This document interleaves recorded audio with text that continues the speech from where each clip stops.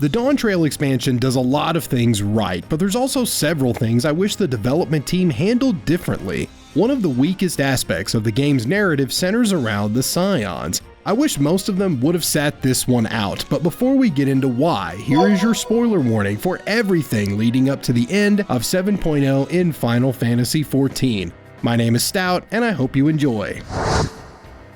You guys remember the end of Endwalker, right? The universe-ending threat was neutralized and the star could enjoy a moment of peace. The Scions of the Seventh Dawn met and agreed to disband. Their primary purpose was protecting the star from larger threats. Now they can pursue individual goals. So the Scions go their separate ways, but the group did vow that should another threat show up, they would reunite. And in reality, they only disbanded publicly. Tataru tells us that the Scions did this because their original goal was fulfilled, but it is important to note that the Scions would still work and assist one another.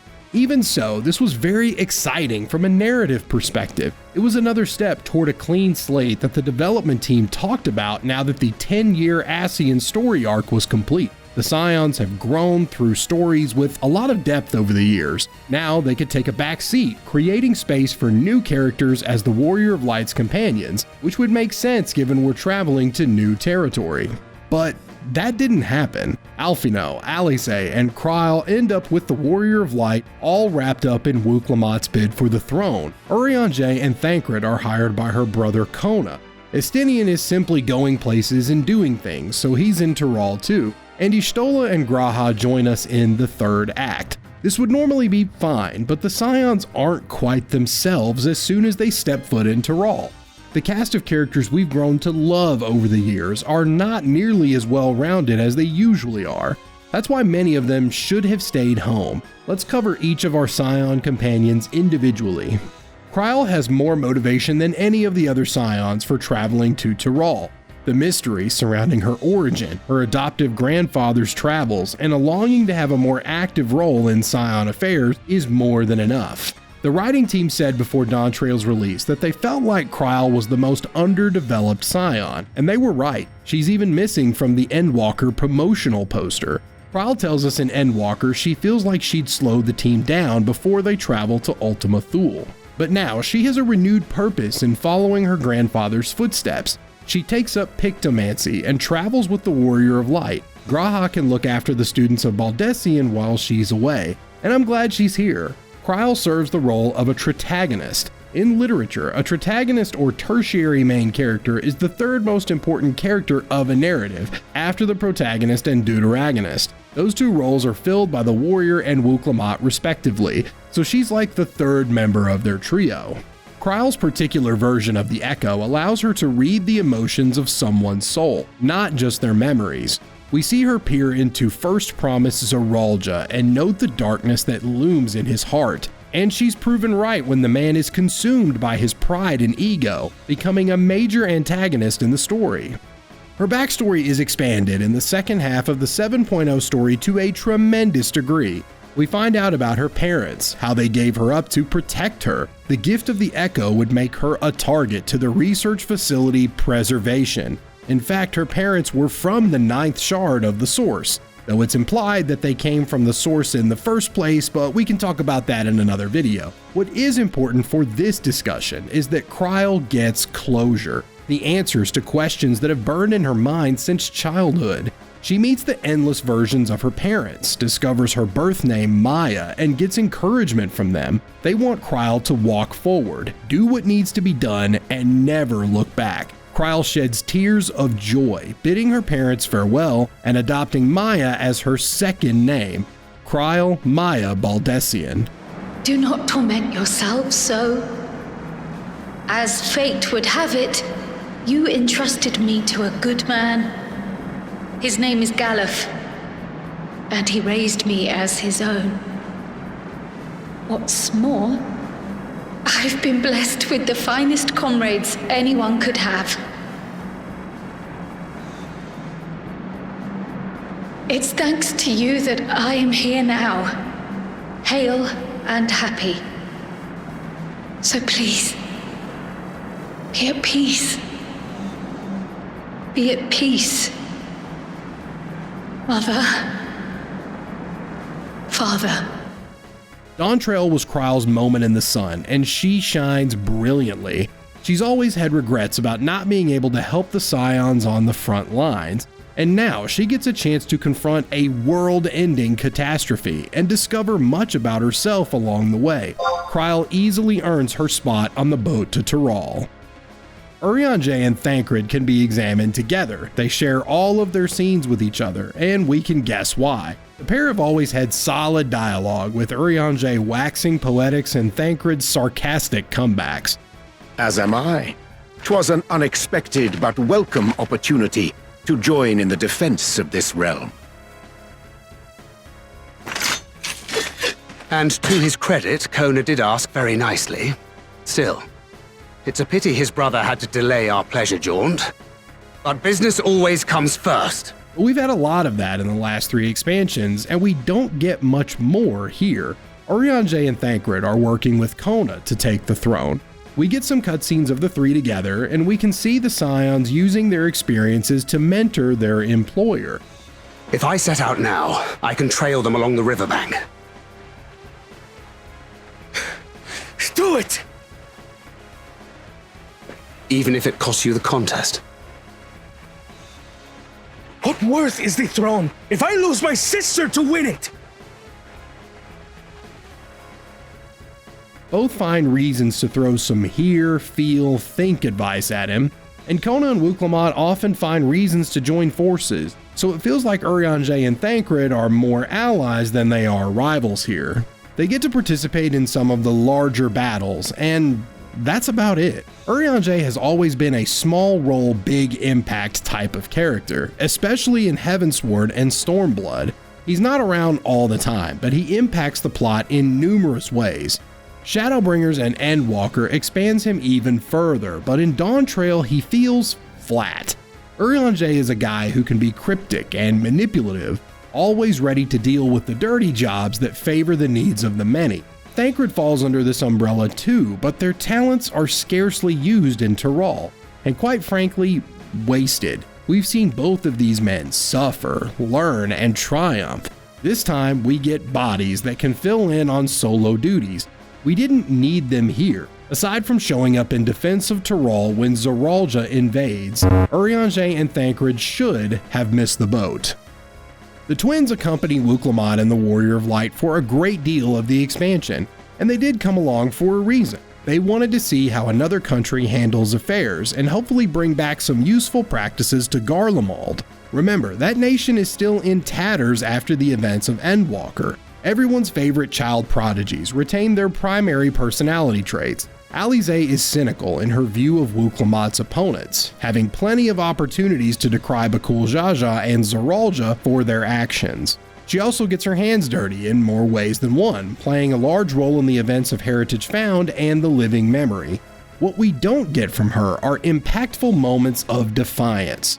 Her exchange with Xenos in Endwalker that made him realize why he wasn't achieving his goals is monumental. The emotional roller coaster she goes through in Shadowbringers as she's unable to stop the loss of a close friend. Her passion in Stormblood when she gives a quick dose of reality to an Ananta mother pleading for Lakshmi to return her daughter's soul. There's nothing quite like those moments in Dawntrail. Perhaps it's because Alisaie shares her vigor, compassion, and hot-headedness with Wuklamot. We do get a solid moment from her after Zoraalja invades Tural. Wuklamot is feeling broken, like she's let her people down, so Alisaie spends some time talking her down, which is nice to see. Look at me, Lamati.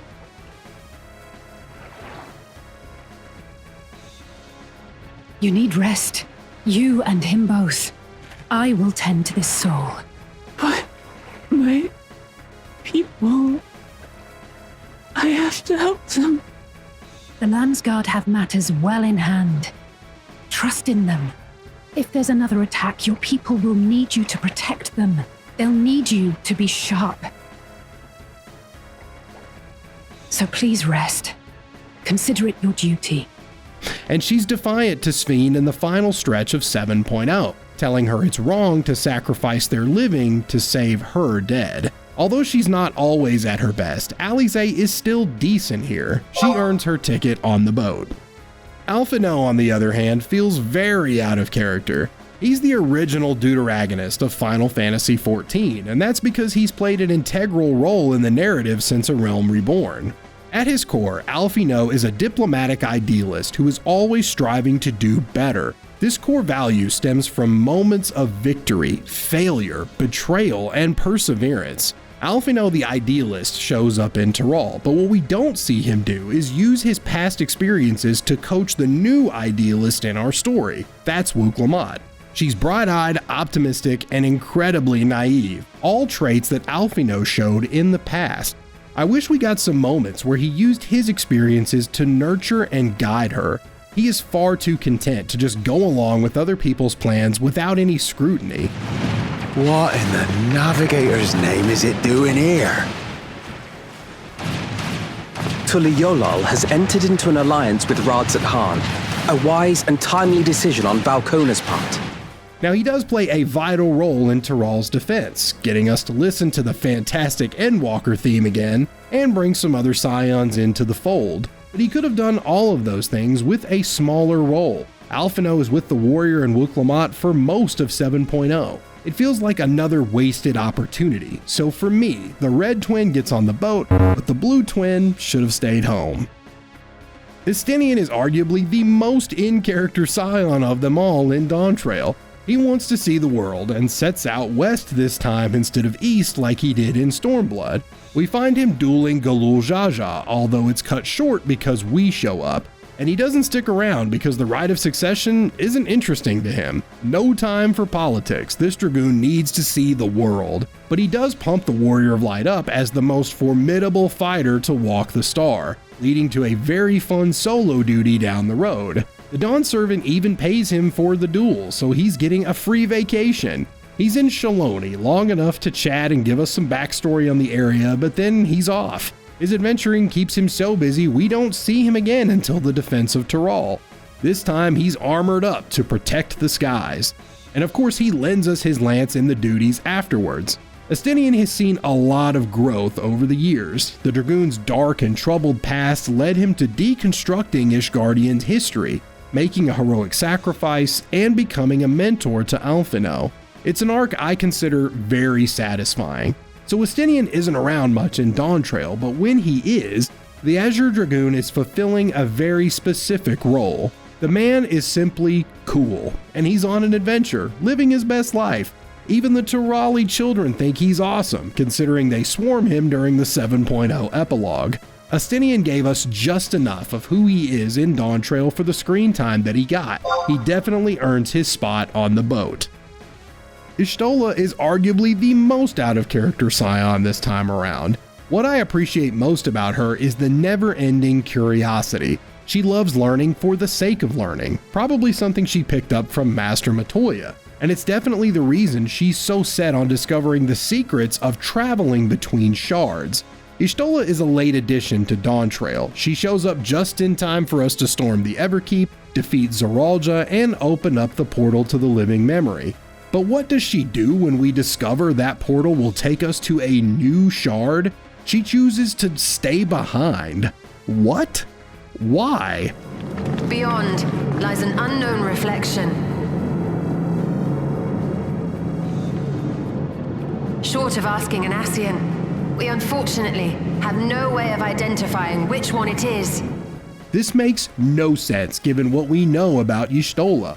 We just saw this relentless pursuit of knowledge regarding the 13th in 6.1 through 6.5. Patience, good sir. One must introduce the subject before launching into specifics. From what we understand, travel between worlds is accomplished by passing through the nebulous rift which exists between them. Such a missed opportunity. Y'shtola is around Tural long enough to annoy me with how pointless her inclusion was this time around. Definitely should have left her back in Eorzea. That leaves us with Graa. He's another Scion who arrives just in time for the third act, and unlike some of the other Scions, we get Graa at his absolute best. He's struck by wanderlust and marvels at all the new sights and heritage found and the living memory. He wants to know more about dimensional fusion and how it's achieved. Graa is also extraordinarily kind here, just like he's always been. We see him empathize with the Endless and their situation, even if he knows it has to end. He tells Sphene all men eventually die, you but prolong the inevitable, which is a little ironic considering he traveled through time to stop the Warrior of Light from dying. But those are very different circumstances. We also see Graa rationalize the decision to shut down the living memory by experiencing life as the Endless do. Their food tastes like nothing, but he lies, telling them it's delicious. Graa uses food to help Krile reconnect with the memory of her long-lost parents. He helps us assist a man finding a lost engagement ring, and that earns us some gondola tickets, leading to one of my favorite moments in Dawntrail, a moment that feels so on point for who Graa is. Do you remember what I said to you before all this? That life is a series of journeys, that you must be true to yourself, for indeed, there's no telling what awaits. I don't know about you, but I certainly didn't expect to behold such sights. The future is as fluid as the water beneath us, truly. Tell me, my friend, have you ever wished to be reunited with someone who has passed away? I have. I do. But I think, above all else, I wish that they had lived. If only for one more day. Just one more day. A joyous one, if I could choose. I did all that I could to make it happen. I tried everything, and spared nothing. In that manner, I was able to keep some few souls out of harm's way, but so many were beyond my power to save. What would I have done then, had I this? And you? Can you imagine yourself spending eternity here, knowing no loss?